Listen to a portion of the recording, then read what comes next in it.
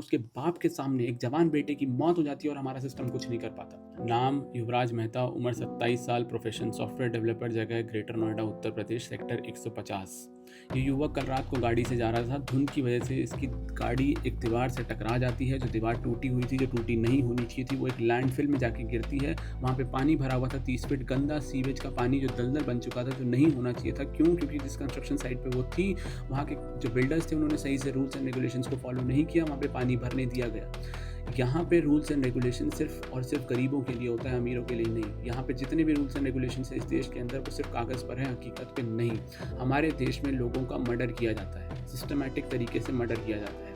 अगर आपको ये लग रहा है कि वो मरते हैं, नहीं जी, मारा जाता है। ये मैं इसलिए कह रहा हूँ क्योंकि यहाँ पे इंसिडेंट को एक्सीडेंट बनाया जाता है, एक्सीडेंट को नेग्लिजेंसी की वजह से मर्डर बना दिया जाता है। पुलिस अपना काम सही से नहीं करती। वहाँ एनडीआरएफ की टीम पहुँच गई थी, पुलिस प्रशासन पहुँच गए थे। 2 घंटे तक वो अपना जान की गुहार लगाता रहा। उसके बाप के सामने एक जवान बेटे की मौत हो जाती है और हमारा सिस्टम कुछ नहीं कर पाता। ये चीज़ रोज़ हो रही है।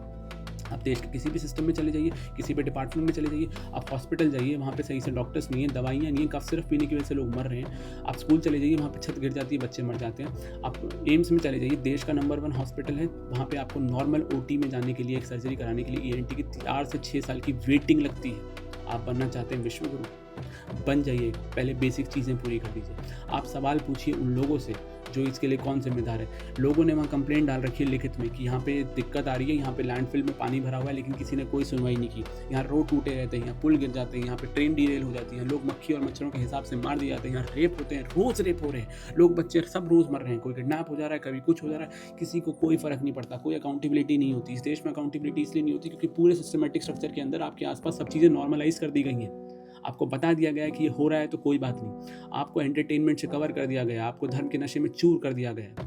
वो धर्म पढ़ाया जा रहा है जो धर्म है ही नहीं। आप पूछिए इनकी धार्मिक रैलियों में इतना पैसा कहाँ से आता है, आप पूछिए इनकी राजनीतिक रैलियों में इतना पैसा आता कहाँ से। वो पैसा मेरा और आपका है। वो पैसा वो दीवार ठीक करने में क्यों नहीं लगा, वो सड़क ठीक करने में क्यों नहीं लगा, वो पुल ठीक करने में क्यों नहीं लगा, वो ट्रेन को डीरेल होने से बचाने में क्यों नहीं लगा, इनमें क्यों नहीं लगा। कब तक ये आप कमेटियाँ का गठन करेंगे, 2 सस्पेंशन कर देंगे, चीज़ें फिर नॉर्मल हो जाएंगी। सवाल पूछिए, इनके गरेवान में झांकने पर इनको मजबूर करिए, पहले अपने गरेवान में झांकिए। धर्म मेरा और आपका निजी मामला है, उसके बीच में नेताओं को मत आने दीजिए।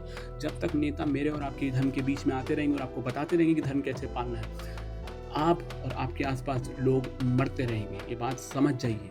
कल एक जवान बेटा मर गया, उनका घर खत्म हो गया। कोई बच्ची मर जाती है रेप की वजह से, किसी का कुछ नहीं जाता। कल वो थे, आज हम हो जाएंगे, सिर्फ इतना ही फ़र्क है। सवाल पूछ लीजिए कि क्यों और कब तक।